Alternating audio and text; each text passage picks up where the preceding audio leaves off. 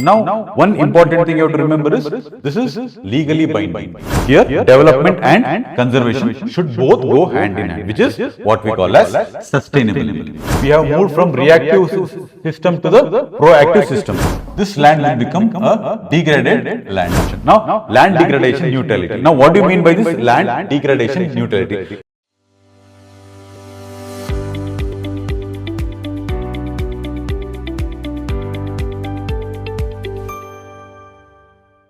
Hi guys, welcome to Believers IAS Academy. So today we are going to discuss one of the most important environmental concept, that is of desertification. So when you are talking about desertification, definitely we are talking about recently concluded United Nations Convention on Combat Desertification. Now this is one of the important main convention when it comes to your environment, okay, environment subject, and it has already also been an your previous year questions, okay. So this is, we are talking about United Nations Convention on Desertification, okay, combating desertification. Now, one important thing you have to remember is this is legally binding, okay. This is the only convention which is legally binding, which means all the parties are legally bound to take this particular, what are the recommendations which is given in this particular convention, okay. Now, recently, United Nations Convention on Combat Desertification COP17 was recently held. So today we are going to discuss what are the things were discussed and what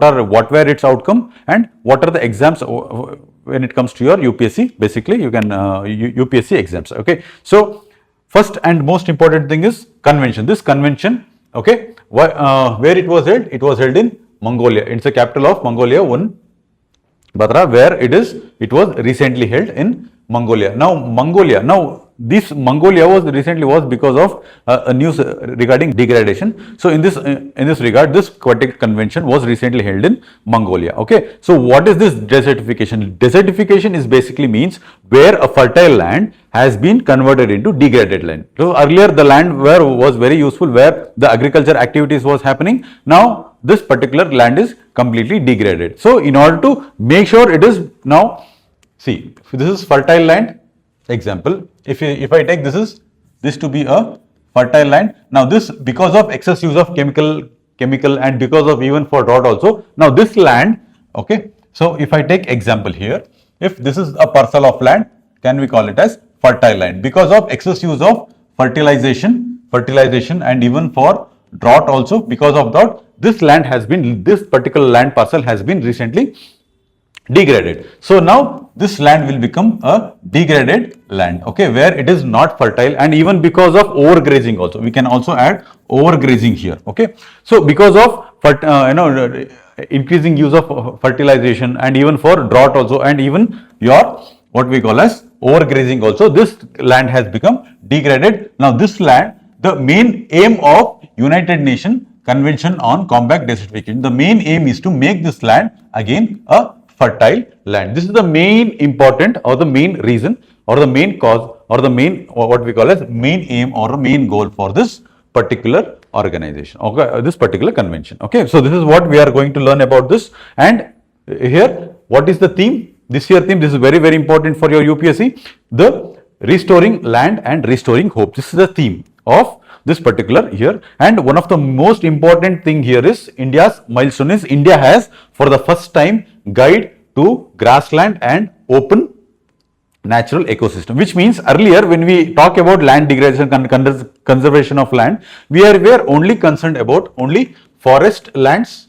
We were only concerned about forest lands. Now India has put forward the proposal for conservation of grasslands and open natural ecosystems as well. Now they are also been included, okay, in this particular convention, okay, along with forest also, okay. Now here the main important, I told you, land restoration of fertile land, reversing the gradients of soils and ecosystem and to be a productive. Second thing is here drought resistance. So what do you mean by drought resistance? Here what we used to do earlier, we have moved from proactive preparedness. Now we are going towards, we have moved from reactive system to the proactive system. Okay, earlier what do you mean by this? Basically this reactive relief to the proactive. So here basically it means earlier we used to take action after the occurrence. Say for example, after degradation of land, we used to take actions. Now we are taking was proactive preparedness, which means if we get the signs of that particular land is getting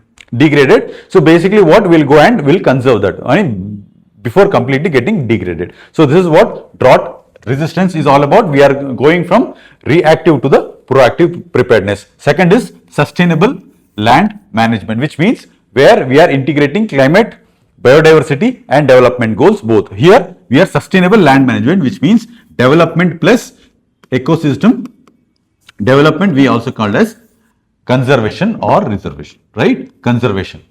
Okay. Here development and conservation should both go hand in hand, which is what we call as sustainability.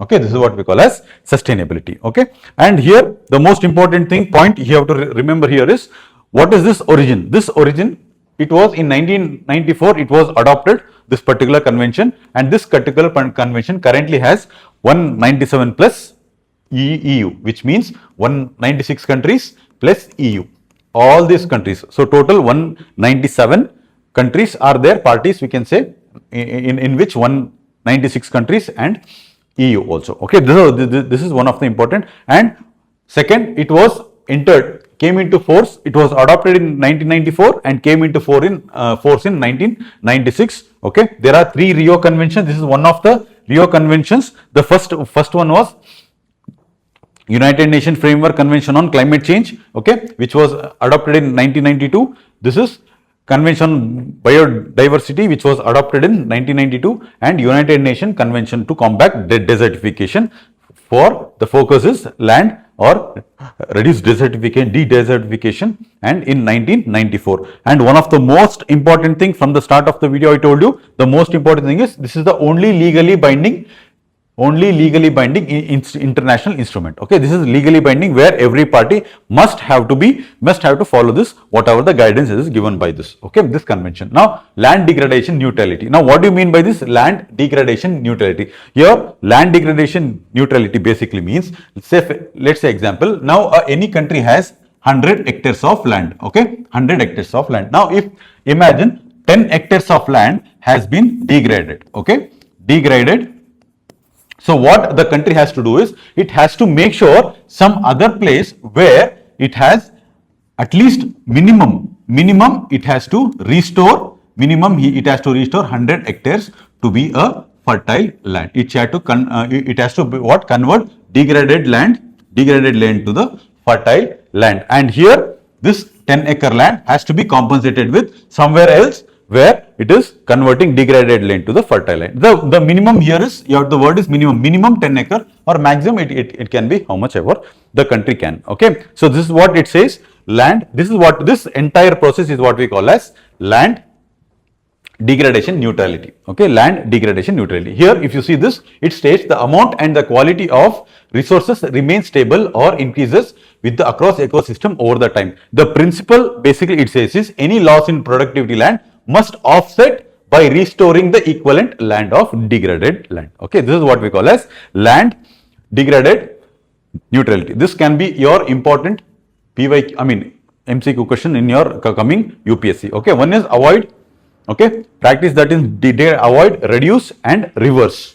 Okay, if possible avoid it. If you can't avoid, reduce this. And if you can, whatever the thing you have used, try to reverse those particular thing. This is what this particular thing will say. Okay. Now, I told you 199 where voluntary committed to achieve land degradation this neutrality by 2030. This is also very, very important, and it is where it is mentioned in your STG, where it is directly emphasizing the Sustainable Development Goal 15, which says life on land. Okay.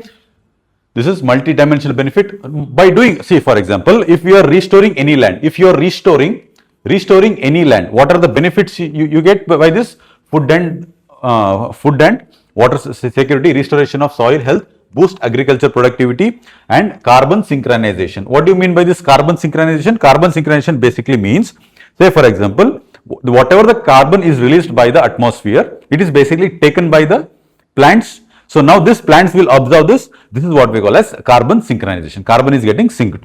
Okay, synchronization, and biodiversity recoverable is there, and climate adoption is also there. Okay, and another thing, one of the most important feature is how does it work. One is I told you land restoration of land and desert resilience, where we are going to proactively reduces. We are moving from reactive relief to the proactive preparedness. Rather than after taking any measures after occurrence, we are taking, measures before occurrence of this and make sure it does not occur. Okay, this is what the desert resilience says, community led, where the people and the local people are involved in this conservation. This is what we call as community led actions and climate finance, where the global mechanism of mobilization of channel and restoration of this particular thing will also be done. And here is governance philosophies, where it has to be people centric. Now this particular can be here, it can be relevance in your UPSC GS3 environment section, international relations, and in agriculture. This is overlapping, okay, where we usually ask students to connect, interlink. Now this is what interlink we are talking about. The one topic can be interlinked to 3 GS papers. Okay, I hope you have understood this. Now second thing is why grassland and open ecosystem matters. Now why grassland? Now I told you initially of the class itself, grassland has also been included. Why grassland has included? Because one is ecological value, which means carbon synchronization. So grassland soils significantly lower the ground carbon. Okay, they will absorb more carbon, where carbon synchronization will increase. So if carbon synchronization is increased, so greenhouse gas will be basically reduced, which will also help us to fight climate change. Okay, now soil and water regulations will also can be done, because of groundwater recharge is one of the most important, and prevent erosion also, and climate resilience. Okay, and pastoral committees will have millions of pastoral committees are dependent on overgrazing and livestock, so they will also get benefited. Okay, seasonal migration and traditions and customs. If you see some of the this community which is dependent on grasslands, okay, grasslands and open what we call as open ecosystem, some of these cultural values can also be protected if we protect what? Grasslands. Okay, this is our important, and why we have to conserve grasslands. Okay, and secondly, you can see that is the reason why India has adopted this. India's first guide to grassland and open system, okay, landmark. This is why India has documented, or it has suggested this, that the grassland has to be, and it was adopted as well. Okay, so now grassland, one of the main, which country has basically which country had introduced grassland for the adoption? India. Okay, so this you have to remember is, okay, and ecosystem has documented what? Grasslands and savannas, deserts and scrublands, and riverine and rocky plateaus. So these are the things which will be conserved along with your forest also. That also you have to remember. What are the partners? These are some of the partners, and they are also identified flagship species.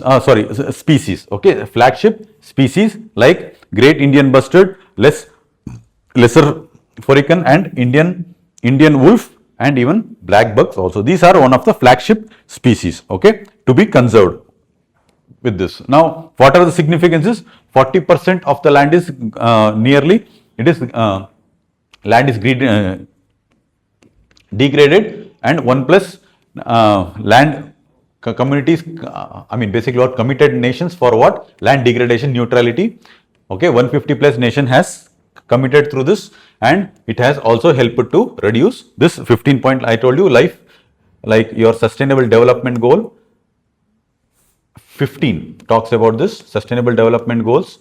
Goal 15 talks about this particular thing. Okay, restoration of degraded land. Okay, so these are some of the solutions where it has to be science based restoration, which means evidence based, and that evidence has to be shared with all the concerned nation, community partnership, and integrated policies, where unified biodiversity, land and everything has to be integrated policy has to be done, and climate finance also. Okay, these are some of the important things, and for India also there is much more benefit achieved in national land degradation targets. Under international commitments, India can also achieve strengthened climate resilience and open market, open national landscapes. Okay, and the main thing is one is to maintain oneness in national biodiversity and climate plans. Okay, so basically you can integrate with different countries. Okay, I hope this particular topic you are able to understand this particular topic. Okay, and this is one of the most important topic you have to remember. Okay, especially when it comes to UPSC and when it comes to environment also, even in your mains also you can expect one question from this. Okay, I hope this is very helpful. Thank you so much.